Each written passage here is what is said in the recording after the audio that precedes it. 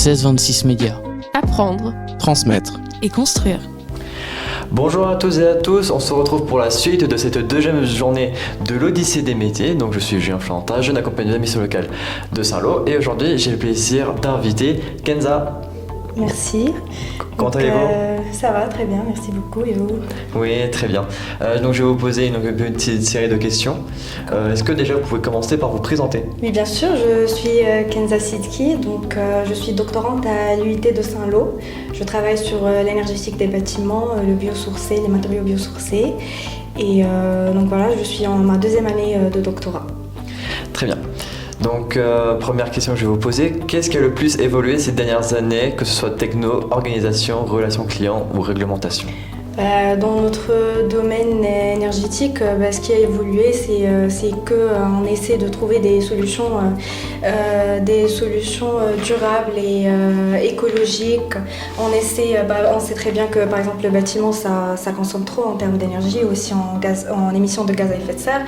Donc là on essaie de trouver des solutions pour réduire la consommation énergétique en termes de chauffage, de climatisation, et aussi d'essayer de réduire les émissions de gaz à effet de serre au niveau de la construction des bâtiments, les matériaux utilisés, leurs procédés de fabrication. Comment rebondir après un échec, une erreur ou une remarque ? Avez-vous un exemple parlant ?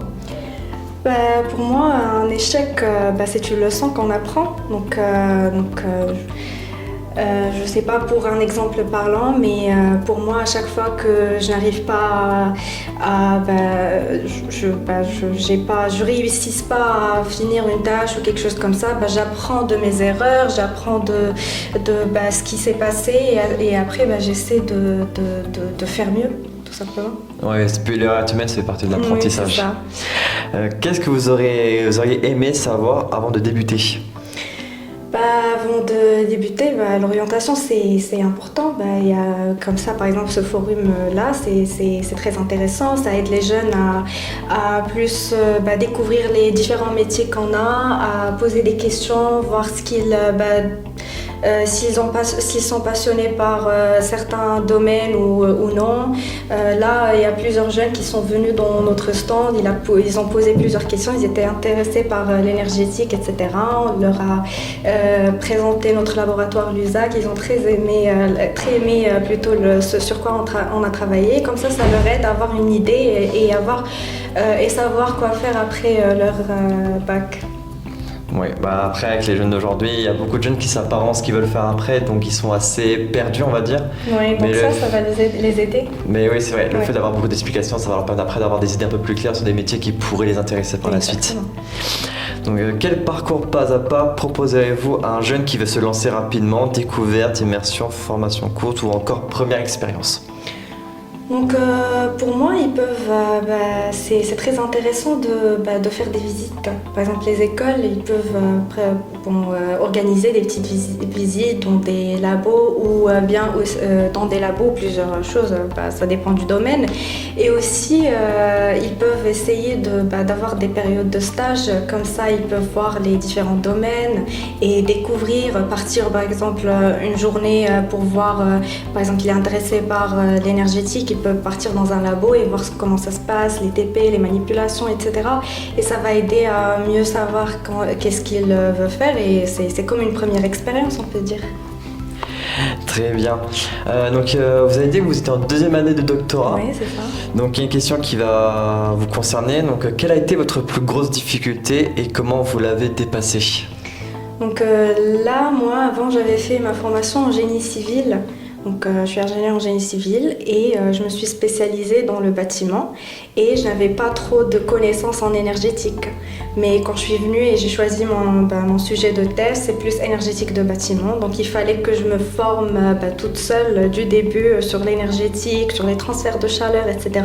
Donc ça a été un petit peu difficile, mais à force de travailler et aussi bien sûr le soutien des personnes qui étaient avec moi, ma directrice, les autres collègues, ça m'a aidé à dépasser ces difficultés-là.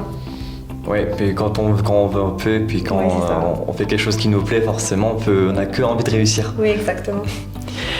Donc, pour avant-dernière question, si vous deviez donner un kit de savoir-être à un jeune pour ses 3 premiers mois, que contiendrait-il ?